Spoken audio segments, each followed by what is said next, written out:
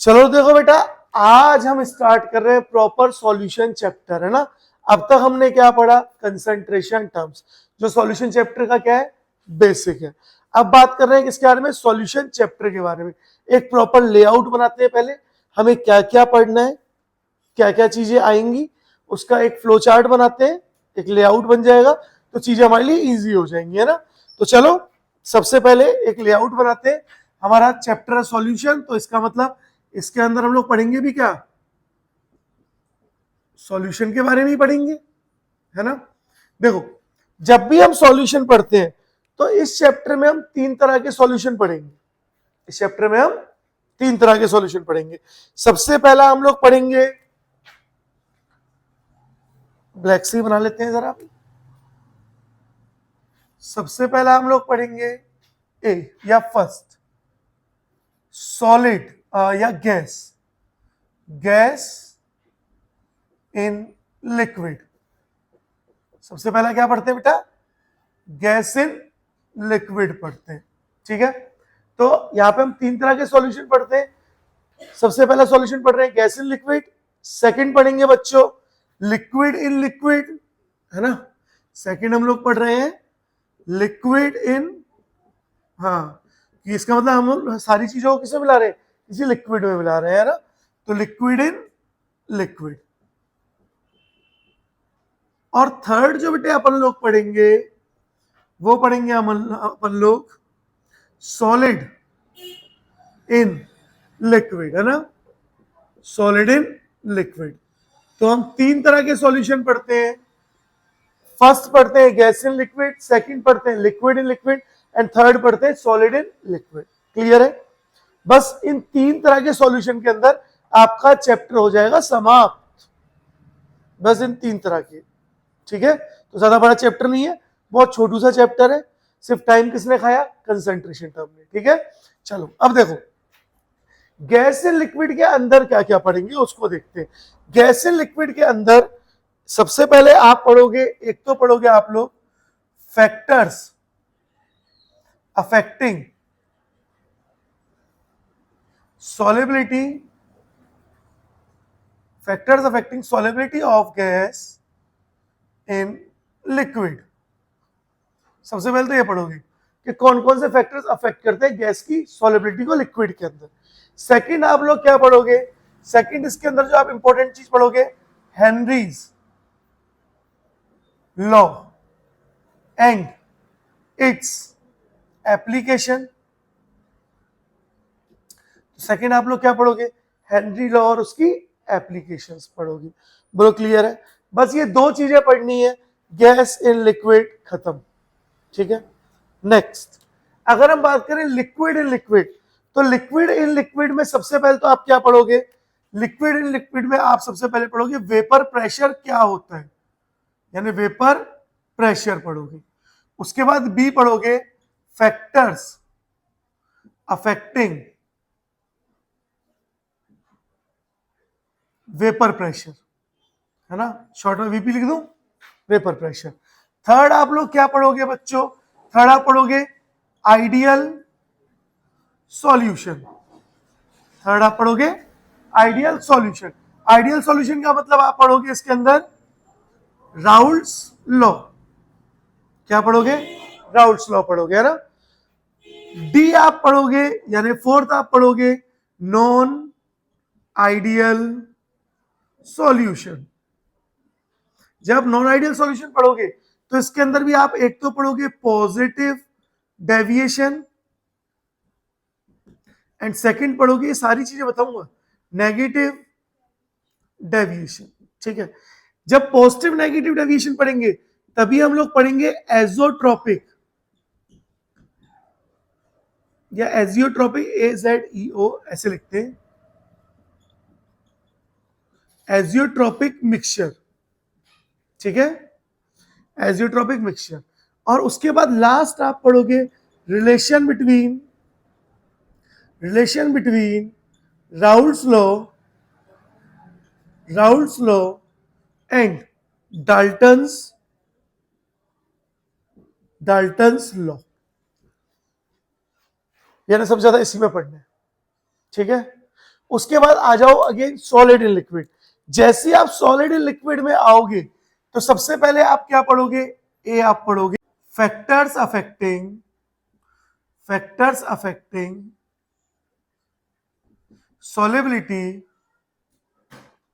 solubility of solid in liquid।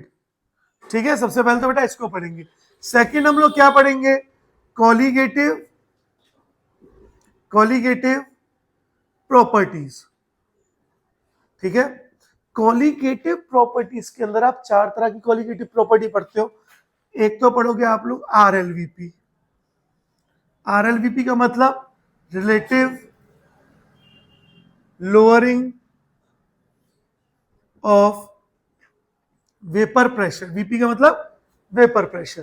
तो एक तो पढ़ोगे relative lowering of vapour pressure. Second आप लोग क्या पढ़ोगे बेटा, सेकंड पढ़ोगे आप एलिवेशन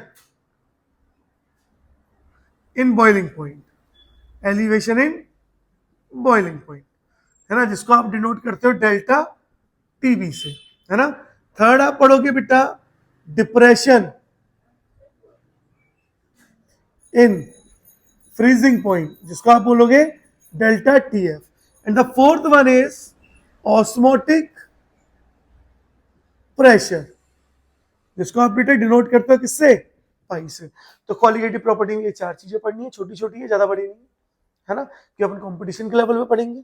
क्लियर।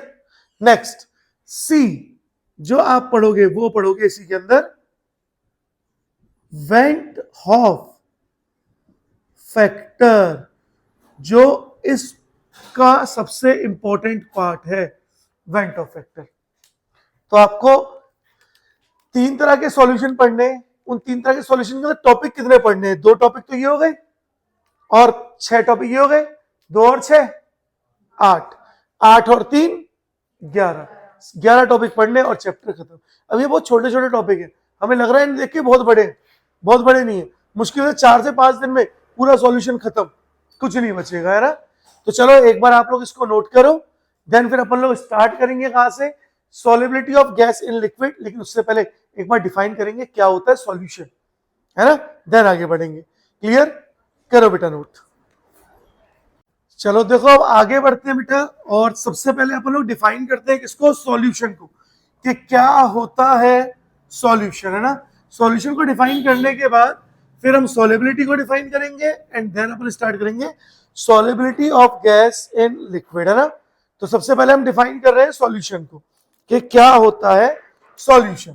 तो देखो अगर अपन लोग सॉल्यूशन को डिफाइन करें तो कोई सॉल्यूशन को डिफाइन करना चाहेगा कि क्या होता है सॉल्यूशन। अगर हम सॉल्यूशन को डिफाइन करें तो सॉल्यूशन क्या होता है, 2 या 2 से ज्यादा कंपोनेंट का मिक्सचर है ना। तो मैं तो क्या बोल रहा हूं, it is a homogeneous mixture of 2 or more than 2 substances,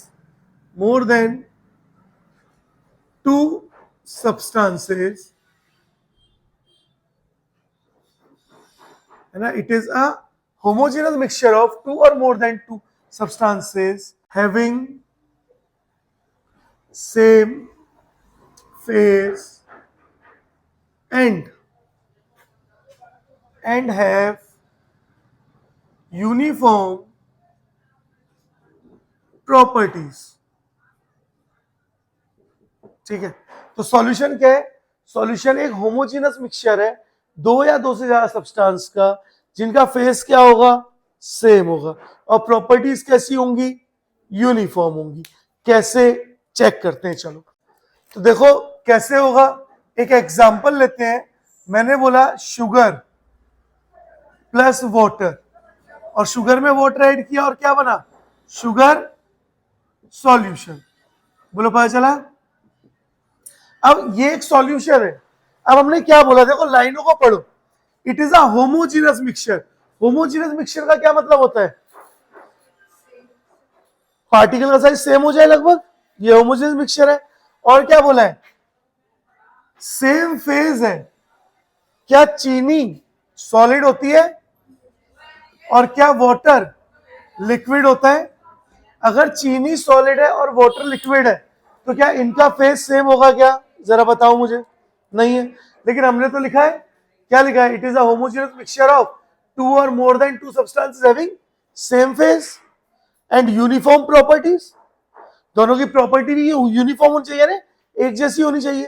तो क्या चीनी और पानी की प्रॉपर्टीज एक जैसी है? तो फिर एग्जांपल तो गलत हो गया ना। लेकिन हम तो सॉल्यूशन की बात कर रहे हैं ना। अभी जब ये दोनों अलग अलग है तो इनमें से एक तो क्या है? एक है सॉल्यूट, एक है सॉल्यूट और दूसरा है सॉल्वेंट। अगर एक सॉल्यूट है दूसरा सॉल्वेंट है तो अब ये सॉल्यूशन थोड़ी बने। लेकिन जब ये शुगर सॉल्यूशन बन गए हैं, अब देखो दोनों का फेज क्या होगा? दोनों का फेज क्या होगा? लिक्विड। जब सॉल्यूशन बन गया दोनों का फेज क्या हो गया? लिक्विड। बोलो फेज सेम हो गया, पार्टिकल साइज भी सेम हो गया और प्रॉपर्टी भी कैसी हो गई? एक जैसी हो गई ना, क्योंकि अब क्या बन गया? ये सॉल्यूशन बन गया। बोलो पता चला क्या होता है सॉल्यूशन? क्लियर है? अब बात करते हैं किसके बारे में? सॉल्युबिलिटी के बारे में, कि क्या होती है। देखो सॉल्युबिलिटी, तो हम बात कर रहे हैं किसके बारे में? सॉल्युबिलिटी के बारे में। देखो, हाँ, हम बात करते हैं सॉल्युबिलिटी के बारे में कि क्या हो रही है सॉल्युबिलिटी। देखो, अगर हम सॉल्युबिलिटी को डिफाइन करें तो कोई भी सब्सटेंस जो एक फिक्स अमाउंट ऑफ सॉल्वेंट में डिसॉल्व हो सकता है उसको हम क्या बोलते हैं? सॉल्युबिलिटी। कैसे? एक एग्जांपल बताता हूं। देखो, मेरे पास एक गिलास पानी था, मैंने उसमें एक चम्मच चीनी डाली और मिला दिया, मिल गया। दूसरी चम्मच चीनी डाली, मिलाया, मिल गया। तीसरी चम्मच चीनी डाली, मिलाया, मिल गया। चौथी चम्मच चीनी डाली, नहीं मिला, पूरा नहीं मिला। अगर पूरा नहीं मिला इसका मतलब 3.5 चम्मच के आसपास चीनी जो थी वो मिल गई है। इसका मतलब सॉल्युबिलिटी कितनी है? 3.5 चम्मच है, क्योंकि एक गिलास पानी है। अगर मैं पानी का अमाउंट बढ़ा दूं तो चीनी की सॉल्युबिलिटी भी क्या हो जाएगी? बढ़ जाएगी। तो इसका मतलब सॉल्युबिलिटी जो है वो एक फिक्स अमाउंट ऑफ सॉल्वेंट के रिस्पेक्ट में होती है। ठीक है? तो अगर मैं सॉल्युबिलिटी को डिफाइन करूं तो क्या बोलूंगा? It is the maximum amount of solute dissolved in a specific amount of solvent। बोलो पता चला? अब सॉल्यूट और सॉल्वेंट तो आपको पता है ना? जिसको मिलाते हैं वो सॉल्यूट है और जिसमें मिलाते हैं वो कौन है? सॉल्वेंट है। इतना तो अपने को पता है पक्का। चलो, क्या यहां तक किसी को कोई भी डाउट है?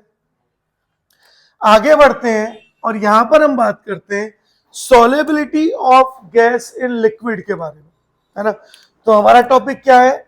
हमारा टॉपिक है फर्स्ट टॉपिक है ना, first solubility of gas in liquid. Solubility of gas in liquid का मतलब कितनी गैस किसी भी लिक्विड में सॉल्युबल हो सकती है, उसको हम लोग क्या बोलते हैं? Solubility of gas in liquid. अब इसमें सबसे पहले देखते हैं कौन कौन से फैक्टर्स हैं जो सॉल्युबिलिटी को अफेक्ट करेंगे, उसको देखते हैं ना। तो हम सबसे पहले बात कर रहे हैं किसके बारे में? फैक्टर्स अफेक्टिंग, है ना? उनको एबीसी लिखा था ना हमने, तो ए है फैक्टर्स अफेक्टिंग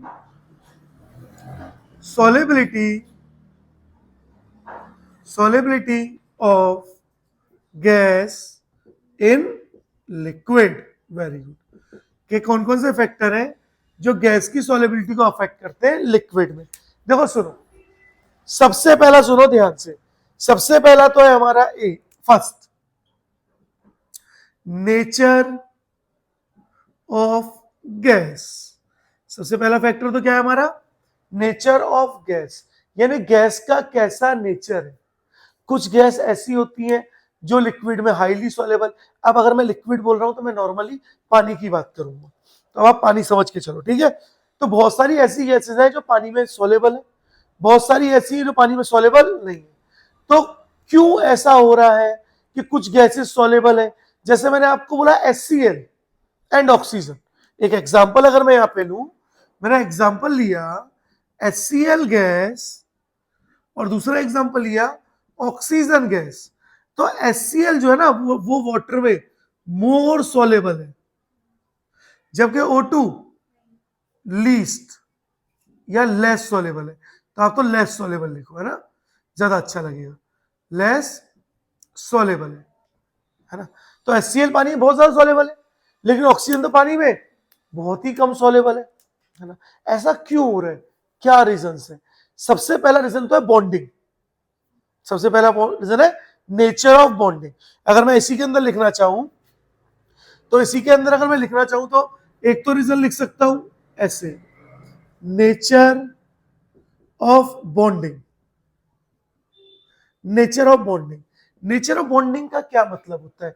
दो तरह की बॉन्डिंग होती है, या तो कोई भी गैस हाइड्रोजन बॉन्डिंग करेगी वाटर के साथ, या गैस करेगी वंडरवॉल बॉन्ड। अब हाइड्रोजन बॉन्ड और वंडरवॉल में कौन ज्यादा स्ट्रॉन्ग होता है? हाइड्रोजन बॉन्ड होता है, याद है मैंने पढ़ाया है, हाइड्रोजन बॉन्ड होता है ना। हाँ, तो अगर हाइड्रोजन बॉन्ड स्ट्रॉन्ग है तो ऑब्वियसली बात है वो जल्दी बनाएगा, और जल्दी बनाएगा तो सॉल्युबिलिटी क्या होगी? ज्यादा होगी। या एक एग्जांपल और लिख दूं, यहां पे एक एग्जांपल और लिखते हैं। मैंने बोला NH3 अमोनिया गैस, और मैंने बोला कि ये जो है ना ये हाईली सोलेबल है, ये हाईली सोलेबल है, बहुत ज्यादा सोलेबल है। अब इन सबके रीजन आपको बताऊंगा तीनों एग्जांपल के। सबसे पहले देखो, नेचर ऑफ बॉन्डिंग में दो तरह की बॉन्डिंग हुई, हाइड्रोजन बॉन्डिंग और वंडरवॉल बॉन्ड। जो हाइड्रोजन बॉन्डिंग है वो ज्यादा स्ट्रॉन्ग है, इसका मतलब जो gases which forms hydrogen bond with water are more soluble as compared to van der Waal bond forming gas।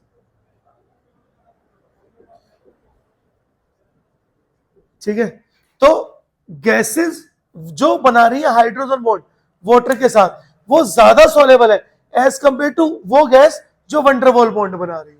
बोलो क्लियर है? अब एक बात सुनो, हाइड्रोजन बॉन्ड कौन बनाता था? फोन, फ्लोरीन, ऑक्सीजन और नाइट्रोजन। क्या है यहां पे देखो, हाइड्रोजन बॉन्ड की कंडीशन आप सबको पता है? अगर आप कहो तो एक बार बता दूं। देखो, हाइड्रोजन बॉन्ड की कंडीशन क्या है बच्चों, है ना, हाइड्रोजन बॉन्ड की कंडीशन क्या होती है कि आपका फ्लोरीन, ऑक्सीजन या नाइट्रोजन, इन तीनों में से एक एलिमेंट होना चाहिए, और जो दूसरा एलिमेंट है, देखो ये सब हाइड्रोजन के साथ हाइड्रोजन बॉन्ड बनाती है, तो हाइड्रोजन के साथ भी फ्लोरीन, ऑक्सीजन या नाइट्रोजन में से कोई जुड़ा होना चाहिए, तभी कौन सा बॉन्ड बनेगा? Hydrogen bond. तो ये कैसा बॉन्ड है समझना ज्यादा जरूरी है अभी। ये कैसा बॉन्ड है बेटा? हाइड्रोजन बॉन्ड है। बोलो समझ आया? अब मुझे ध्यान से देख के बताओ आप लोग, इन तीनों में से हाइड्रोजन बॉन्ड कौन सी गैस बना रही है? दो कौन कौन सी बना रही है?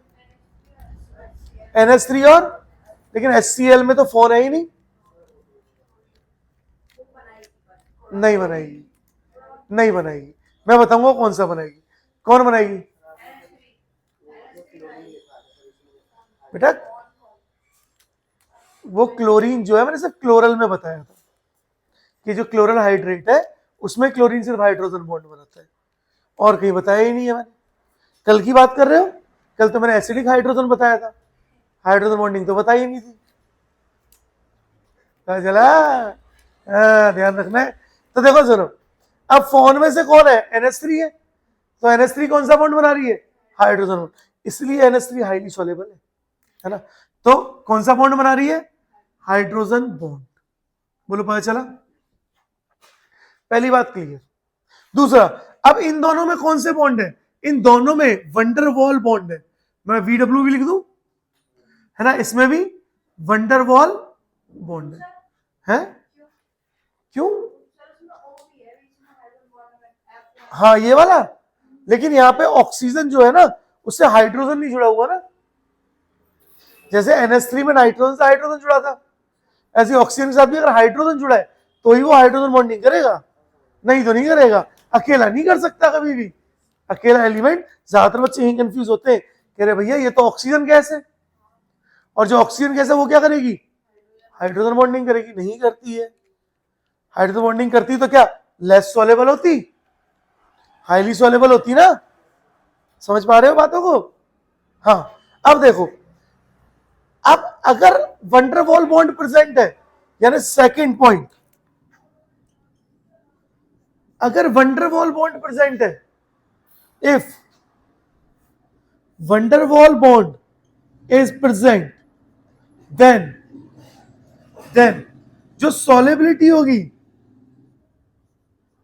जो सॉलेबिलिटी ऑफ गैस होगी बेटे, वो डायरेक्टली प्रोपोर्शनल होगी किसके, मॉलिक्यूलर मास ऑफ गैस के। अगर वंडरवॉल बॉन्ड प्रेजेंट है ना सिर्फ, तो जिस गैस का मास ज्यादा है उसकी सॉलेबिलिटी ज्यादा होगी। बोलो, HCl का मास, क्लोरीन इज 35.5, हाइड्रोजन इज 1, तो इसका मास कितना है 36.5, जबकि ऑक्सीजन का मास 32। बोलो कौन ज्यादा सॉलेबल, जिसका मास ज्यादा, जिसका मास ज्यादा है उसकी सॉलेबिलिटी क्या होगी बेटा, ज्यादा होगी। एक चीज और बता दूं, ध्यान से सुनोगे, चलो सुनो, देखो ध्यान से। जब मैंने आपको वंडरवॉल बॉन्ड पढ़ाए थे, याद है केमिकल बॉन्डिंग में, तो पढ़ाया था 3 तरह के वंडरवॉल बॉन्ड होते हैं, dipole dipole, induce dipole induce dipole, और इंड्यूस डाइपोल इंड्यूस डाइपोल। ये वंडरवॉल बॉन्ड थे। अब एक चीज देखो, क्या यहां पे पोल बन रहे हैं, तो क्या ये डाइपोल डाइपोल बॉन्ड है तो वंडरवॉल बॉन्ड ही, लेकिन वंडरवॉल बॉन्ड में भी कौन सा बॉन्ड है, डाइपोल डाइपोल। ये कैसा है, इंड्यूस डाइपोल इंड्यूस डाइपोल, कि O2 दोनों की इलेक्ट्रोनेगेटिविटी सेम है ना, तो कभी पॉजिटिव नेगेटिव बनेंगे नहीं।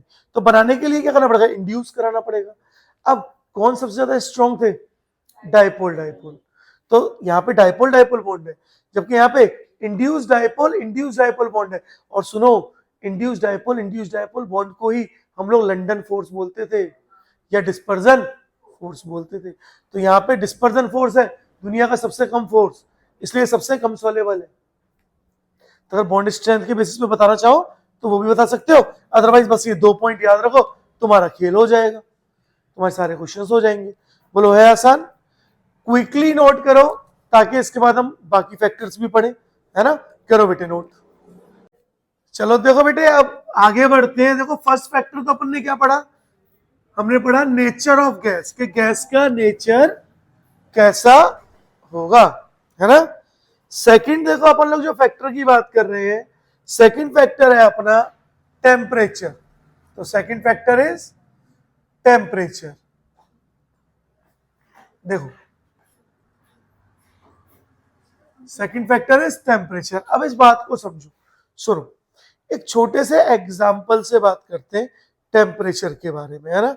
देखो, जब जब हम टेम्परेचर बढ़ाते हैं तो जो गैस की सॉलेबिलिटी होती है लिक्विड में, वो क्या होने लगती है, कम होने लगती है ना। ठीक है, जैसे मैंने बोला, ऐसे बोलते हैं फिर देखेंगे। मैंने बोला on increasing temperature solubility of a gas in liquid decreases। जैसे आप टेम्परेचर बढ़ाओगे गैस की सॉलिबिलिटी हमेशा क्या होगी, लिक्विड डिक्रीज होगी। कैसे, देखो आपके पास पानी है, दिख रहा है, आपके पास कौन है, पानी। पानी है, तालाब का पानी है, आपका जो मन करता है वो पानी ले लो, है ना। हम तालाब का पानी ले रहे हैं, है ना। अब पानी है तो पानी में थोड़ी थोड़ी कौन सी गैस है, ऑक्सीजन गैस भी है, बाकी गैसेस भी है, लेकिन ऑक्सीजन गैस भी तो है। पानी में खाली ऑक्सीजन थोड़ी होता है, और भी गैस होती है, लेकिन हम अभी किसको देख रहे हैं, सिर्फ ऑक्सीजन को, ऑक्सीजन गैस है।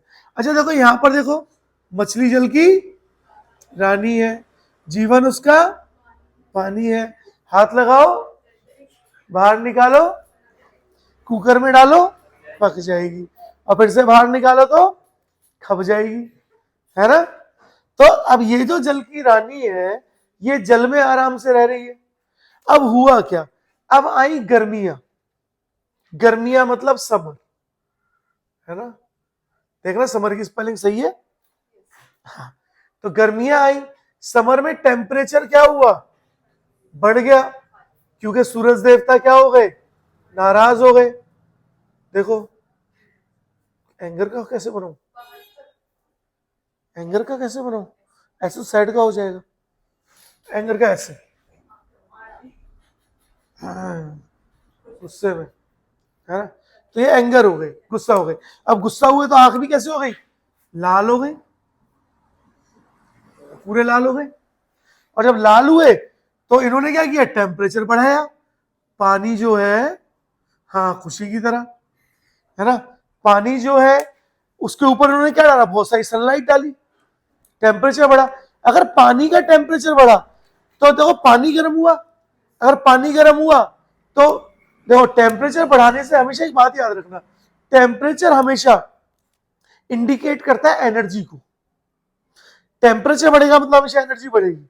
तुम लोगों के केस में नहीं, कहीं तुम्हें बुखार हो जाए और तुम बोलो हमें तो एनर्जी बढ़ रही है और दवाई ना खाओ, ठीक है। नॉर्मली हम देखते हैं अगर, तो टेम्परेचर क्या होता है, डायरेक्टली प्रोपोर्शनल होता है किसके, एनर्जी के, यानी जब भी टेम्परेचर बढ़ेगा तो एनर्जी बढ़ेगी, है ना।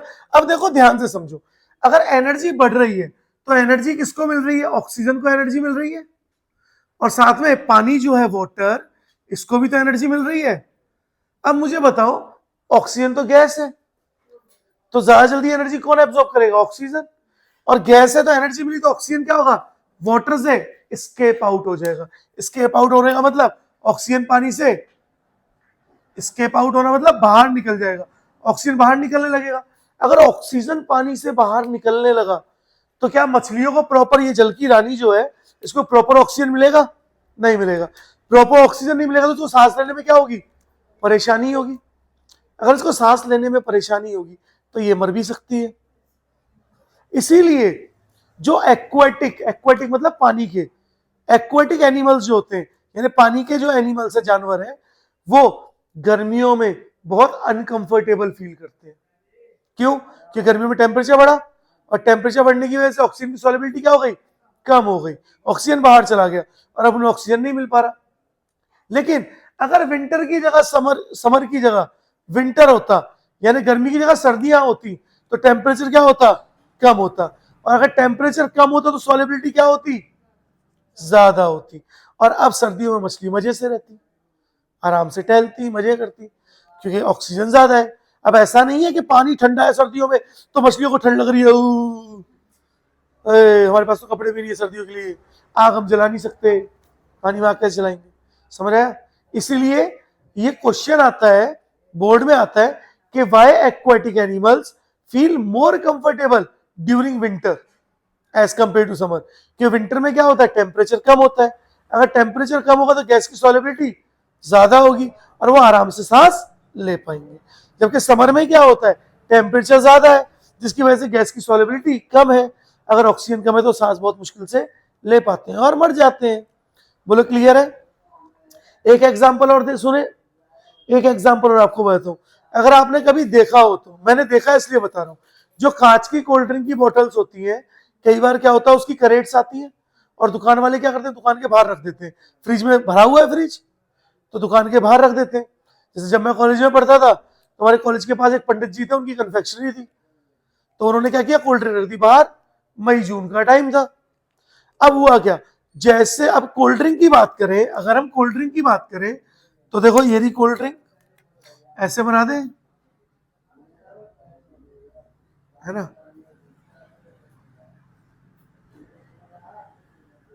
ये रही आपकी कोल्ड ड्रिंक, ये सील पैक है। अब कोल्ड ड्रिंक के अंदर पानी के साथ साथ CO2 कार्बन डाइऑक्साइड गैस भी तो होती है। अब हुआ क्या, जब इसमें धूप पड़ रही है, धूप पड़ रही है, धूप पड़ रही है, तो बोतल गर्म हो रही है। जब बोतल गर्म होती जा रही है, होती जा रही है, तो अंदर की लिक्विड भी गर्म होगी, अंदर की लिक्विड गर्म होगी तो अंदर जो कार्बन डाइऑक्साइड लिक्विड में थी वो भी गर्म होगी, और अब कार्बन डाइऑक्साइड को अगर एनर्जी मिली तो बाहर निकलने की कोशिश करेगी, तो बाहर निकलने की कोशिश करती है। ढक्कन बहुत हाईली सील्ड पैक है, ढक्कन खुलता नहीं है, और कई बार क्या होता है, ऐसे करके क्या होता है, बोतल फट जाती है। देखा है कभी? नहीं देखा? कोई बात नहीं। ये देखा है कि साइकिल के टायर जो अपने आप फट जाता है ट्यूब, देखा है? तो वहां पे भी क्या नहीं देखा तो कोई बात नहीं। साइकिल खड़ी हुई है आपके वहां पे स्कूल में जहां पे भी, अब क्या हो रहा है, जब बहुत ज्यादा गर्मी पड़ रही है तो गैस जो है वो फैल रही है ना, क्योंकि टेम्परेचर बढ़ेगा तो गैस को एनर्जी मिलेगी और गैस फैलेगी। अगर गैस फैलती है तो इतनी ज्यादा फैल जाती है कि टायर क्या हो जाता है, फट जाता है ना। इसका मतलब टेम्परेचर बढ़ाने पे गैस का एक्सपेंशन भी होता है और गैस की सॉल्युबिलिटी घटती है।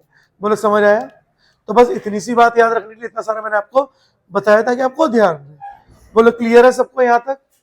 किसी को कोई भी डाउट नहीं है? चलो देखो सेकंड बात करें। सेकंड बात करते हैं हम लोग प्रेशर। तो देखो सेकंड फैक्टर यहां लिखते हैं, इसको मिटा दूं, ये वाला पार्ट तो अपने नोट कर लिया है ना। थर्ड फैक्टर है ना, फर्स्ट फैक्टर क्या है हमारा, nature of gas. Second factor क्या था बेटा अपना, टेम्परेचर। थर्ड फैक्टर है हमारा प्रेशर। कौन सा फैक्टर है थर्ड हमारा, प्रेशर। तो factor number third is pressure, है ना। और जब भी हम लोग प्रेशर की बात करेंगे तो याद रखना है, प्रेशर को बढ़ाने पर हमेशा सॉलेबिलिटी जो होती है, सॉलेबिलिटी ऑफ गैस जो होती है वो क्या होती है बच्चों, हमेशा बढ़ती है। और यही बात किसने बोली, हेनरी नाम के साइंटिस्ट ने। तो किसने बोली, हेनरी नाम के साइंटिस्ट ने यही बात बोली। और इसी बात को हम क्या बोलते हैं, हेनरीज लॉ बोलते हैं। क्या बोलते हैं, हेनरीज लॉ। अब देखो हेनरी ने क्या बोला, प्रेशर के अंदर ही हम किसको पढ़ रहे हैं बेटा, हेनरीज, है ना। इसको बी डालें क्या, हेनरीज लॉ।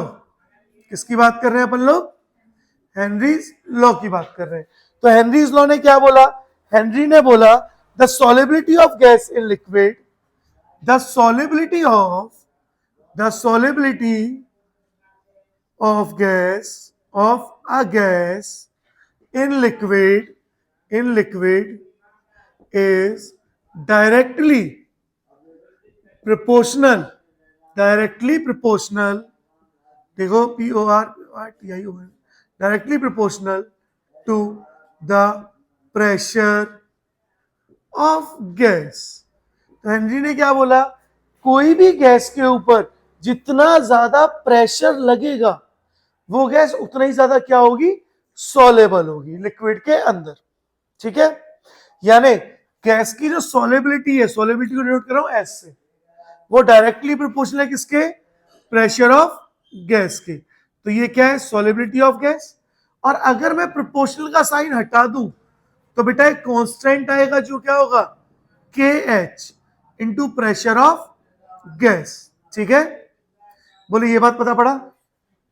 बोलो यहां तक किसी को कोई भी डाउट है ना। ये जो हेनरी ने अपनी रिलेशन दी, जो हेनरीज लॉ के बारे में बोला, ये एक क्वांटिटेटिव एनालिसिस था। याद रखना, ये पूछा जाता है Henry's law is a quantitative analysis और क्वालिटेटिव। तो क्या है, क्वांटिटेटिव एनालिसिस, है ना। तो इसको लिख देते हैं, दूसरे कलर से लिखते हैं, है ना, कि it is a quantitative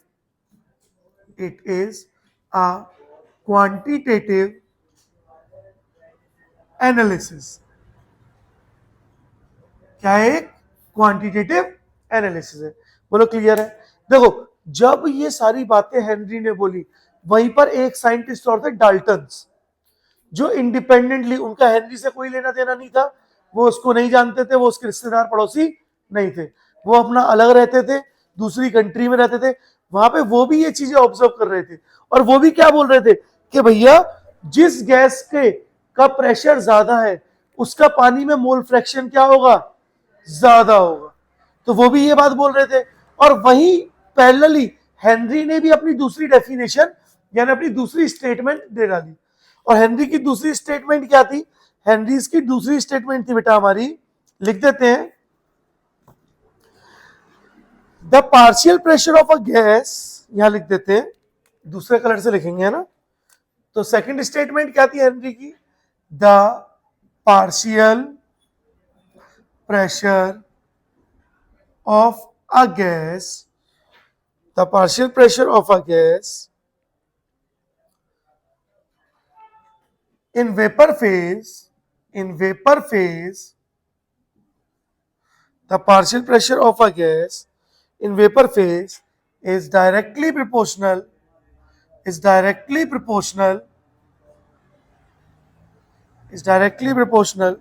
to its mole fraction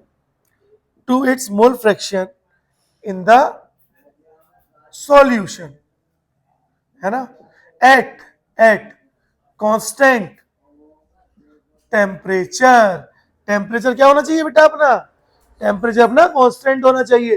that means Henry ने क्या बोला, किसी भी गैस का जो पार्शियल प्रेशर, सबसे पहले समझो पार्शियल प्रेशर क्या होता है, पता पड़ा, पार्शियल प्रेशर पढ़ रहे हैं, पता ही नहीं है। देखो मैं इस दीवार पे प्रेशर लगा रहा हूं, इस दीवार को धक्का या इस व्हाइट बोर्ड को धक्का मारने की कोशिश कर रहा हूं, तो इस पे जो प्रेशर लग रहा है वो किसका प्रेशर है, सिर्फ मेरा, तो वो सिर्फ क्या है, प्रेशर है।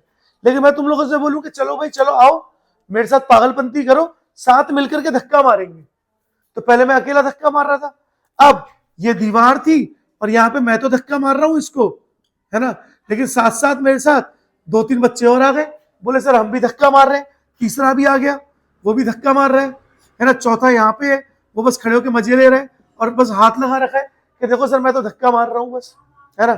तो अब क्या जो चारों लोग हैं सबका प्रेशर थोड़ा थोड़ा अलग अलग होगा, क्या सब सेम प्रेशर लगा पाएंगे?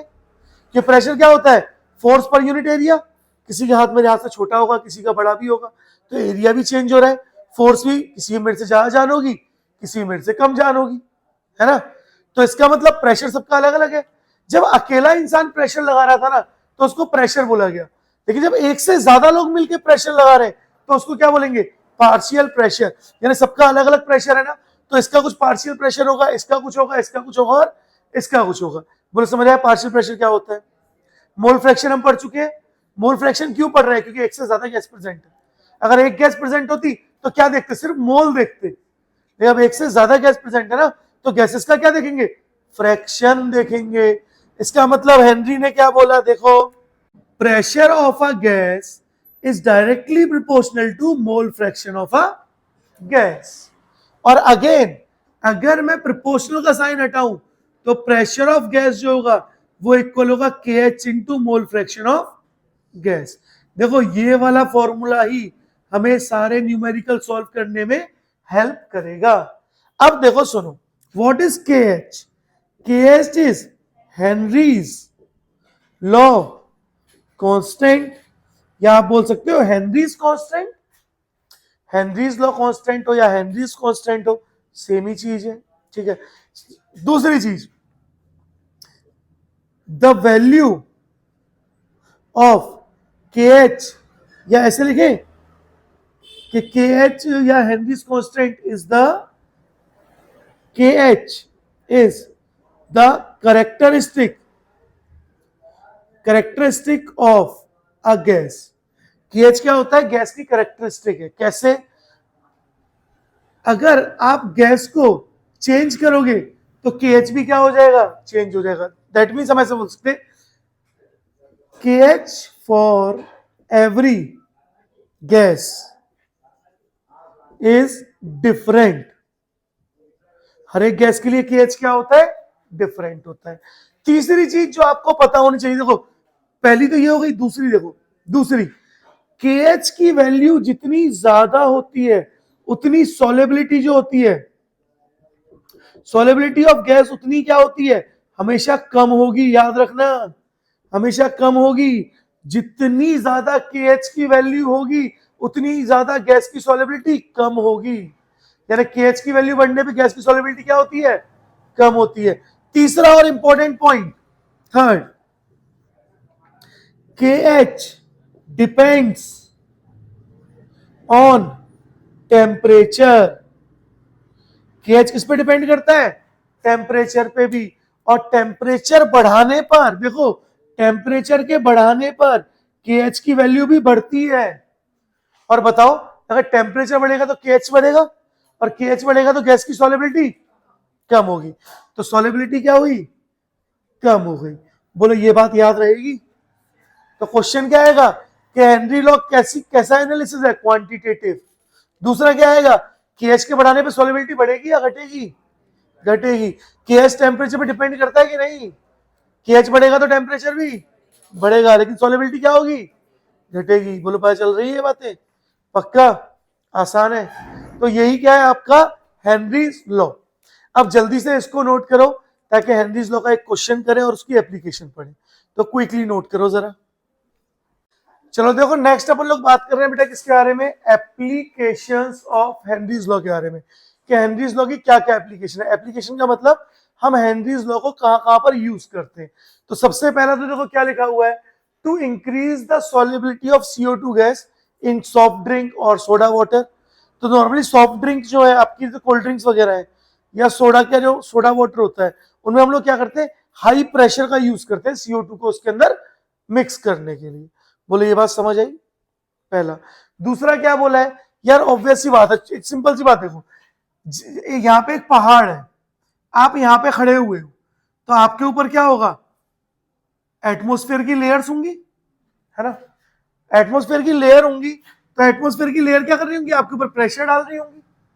जैसे जैसे आप पहाड़ पे चढ़े और आप यहां पे पहुंच गए, तो जरा बताओ लेयर कम हो गई, और लेयर कम हो गई तो प्रेशर भी क्या हो गया, कम हो गया। इसका मतलब जमीन पे जो है वो प्रेशर क्या होता है, नॉर्मल है 1 एटमोस्फेयर।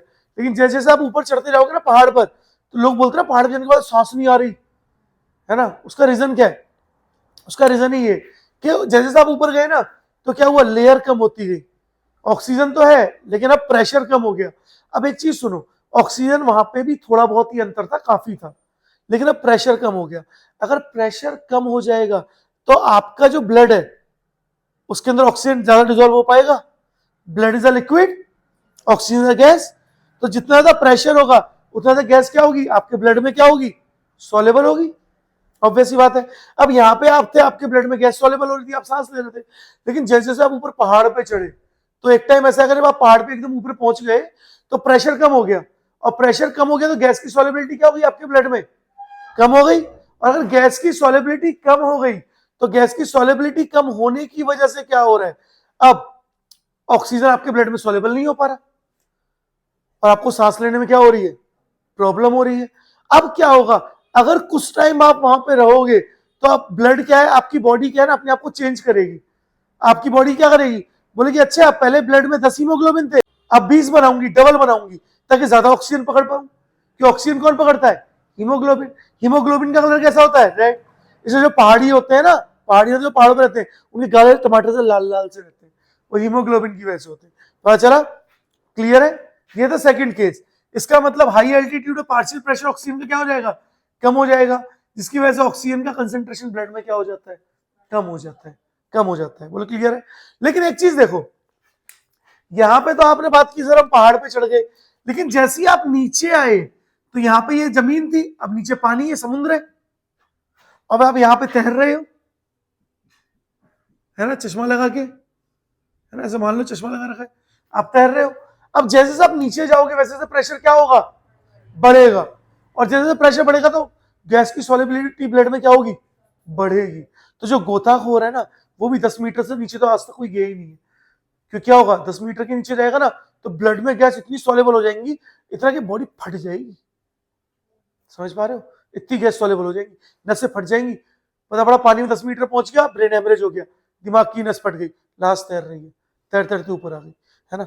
दूसरा, पानी में नाइट्रोजन गैस बहुत ज्यादा सॉल्युबल होती है, तो नाइट्रोजन गैस क्या है, पानी से आपके ब्लड में आएगी। और जब आप वापस ऊपर आओगे, एक बात बताओ, जब पानी के नीचे गए तो प्रेशर बढ़ा, गैस अंदर आ गई, ऊपर आओगे तो प्रेशर कम हुआ, गैस बाहर निकलने की कोशिश करेंगी। लेकिन नाइट्रोजन गैस जो है वो ज्यादा सॉल्युबल थी आपके ब्लड में, तो वो ज्यादा बाहर नहीं निकल पाई। और अब क्या होगा, हाथ में छोटे छोटे से बैंड्स पड़ जाएंगे, बैंड्स मतलब बबल्स बन जाएंगे नसों में, और वो बबल्स बहुत दर्द भी करते हैं, बहुत खतरनाक है, उनसे जान भी जा सकती है। पता चला। तो उससे बचने के लिए जो स्कूबा डाइवर जो गोताखोर होते हैं, उन्होंने क्या किया, वो अपने ऑक्सीजन टैंक में जो ऑक्सीजन सिलेंडर होता है उसमें सिर्फ ऑक्सीजन नहीं लेके जाते, वो ऑक्सीजन देखो कितना कम ले जा रहे हैं, 32.1%। वो ज्यादा से ज्यादा क्या ले जाते हैं, नाइट्रोजन और हीलियम गैस, क्योंकि ये पानी में ज्यादा आपके ब्लड में सॉल्युबल हो जाती है पानी से। पता चला। बोलो कोई डाउट। देखो यहाँ पे नोट में एक बात और लिखी हुई है, क्या बोला गया है कि आपके पास दो तरह का पानी है, एक तो प्योर वाटर है, एक तो क्या है, प्योर वाटर है, और दूसरा है बच्चों आपका एक सॉल्यूशन जिसमें एक सॉल्ट पड़ा हुआ है। अगर सॉल्ट पड़ा है तो सॉल्ट के आयंस है, दिख रहा है। अब गैस जो है, मानो ऑक्सीजन गैस, तो जो O2 गैस है ना, प्योर वाटर में मोर सॉल्युबल होगी, क्या होगी, मोर सॉल्युबल, जबकि इस सॉल्यूशन में O2 गैस जो है या कोई भी गैस जो है वो क्या होगी, लेस सॉल्युबल होगी। क्यों ऐसा हो रहा है, क्योंकि अब जहां पे खाली स्पेस थे वहां पे आयंस भी आ गए।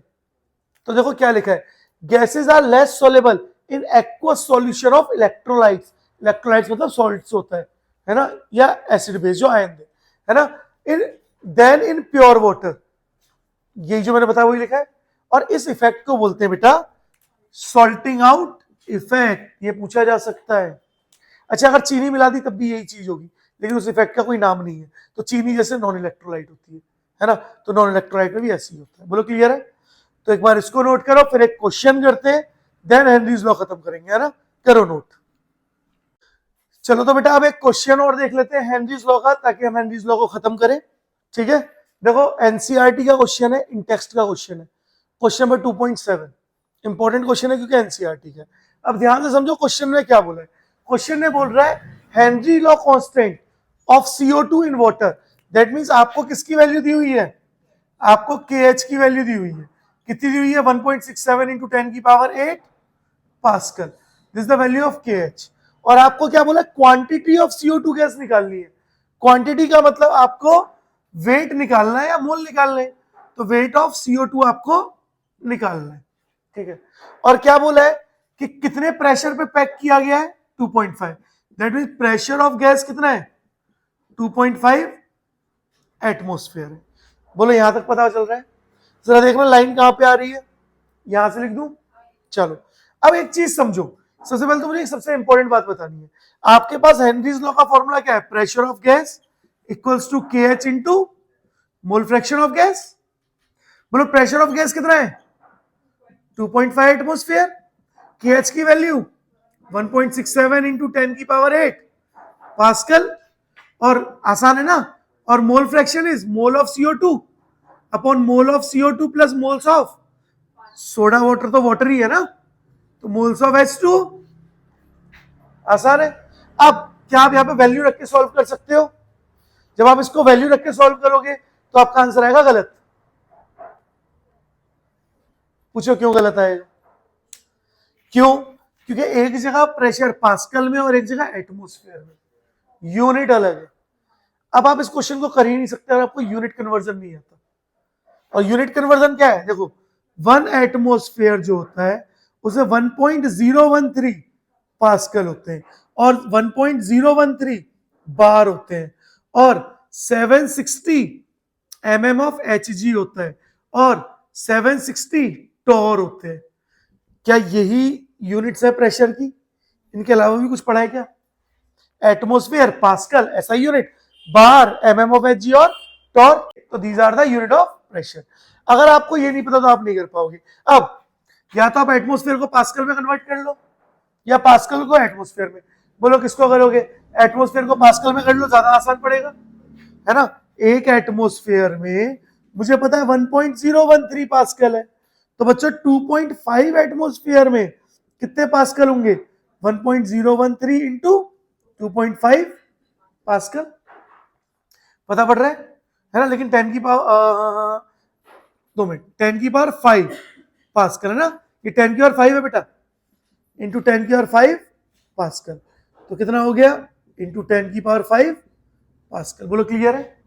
अब आप वैल्यू प्लेस करो, यहां पे तो प्रेशर कितना हो गया, 1.013 इंटू 2.5 इंटू 10 की पावर 5 इक्वल्स टू 1.67 इंटू 10 की power 8 into given weight upon molecular weight of CO2 is 44, है ना, 44 upon weight upon 44 plus given weight कितना है सोडा का, वाटर का 500 ml। अच्छा वाटर की डेंसिटी 1 होती है ना, तो इसलिए वॉल्यूम और वेट दोनों सेम होते हैं, तो 500 अपॉन 18। अब आप इसको सॉल्व कर सकते हो। देखो हम थोड़ा सा इसको चीजों को सिंप्लीफाई कर लेते हैं। यहां पे करूं, देखो अब चीजों को थोड़ा सिंप्लीफाई करके करते हैं बच्चों। अगर मैं यहां पे लिखना चाहूं तो मैं इसी चीज को लिख रहा हूं कि 1.013 into 2.5 into 10 की पावर 5 equals to 1.67 into 10 की power 8 into moles of CO2 upon moles of CO2 plus moles of water। अब एक चीज देखो, गैस जो है वो पानी में लगभग ना की बराबर सॉल्युबल होती है, सारी बहुत कम सॉल्युबल होती है। अब CO2 हाइड्रोजन बॉन्डिंग तो बना नहीं रही, तो नॉर्मली क्या होता है, गैसेस वाटर में बहुत लेस सॉल्युबल होती है। इसलिए हम हमेशा जो मोल फ्रैक्शन ऑफ गैस होता है ना, उसको very very very less than हमेशा मोल फ्रैक्शन ऑफ वाटर मान के चलते हैं ज्यादातर केसेस में, ताकि हमारी कैलकुलेशन इजी हो जाए। इसका मतलब अगर मैंने बोला moles of CO2 plus moles of H2O, तो ये तो बहुत कम है। अब एक बात बताओ, 1 करोड़ में 1 रुपया जोड़ दो तो कोई फर्क पड़ेगा, 1 लाख में जोड़ोगे तो भी कोई फर्क नहीं पड़ेगा। तो ये इक्वल हो जाता है किसके, मोल्स ऑफ H2O के। तो इसका मतलब ये तो यहाँ डिवाइड में आ गया, दैट 1.013 इंटू 2.5 इंटू 10 की पावर 5 अपॉन 1.67 इंटू 10 की power 8 equals two moles of CO2 upon moles of water. अब 1.013 इंटू 2.5 इंटू 10 की पावर 5 अपॉन 1.67 इंटू 10 की power 8 equals two moles of CO2 given weight upon 44। Moles of water is 500/18। क्या यहां से आप wait निकाल सकते हो CO2 का? कर लोगे अब तो अब इसको आगे आप सॉल्व करना और मुझे आंसर बताना। आज के लिए इतना ही। तो आज इसी के साथ हमारा first topic solubility of gas in liquid यानी हेनरीज लॉ खत्म। कल से पढ़ेंगे solubility of liquid in liquid यानी राउल्स लॉ पे आ जाएंगे। कर लो बेटे जरा नोट।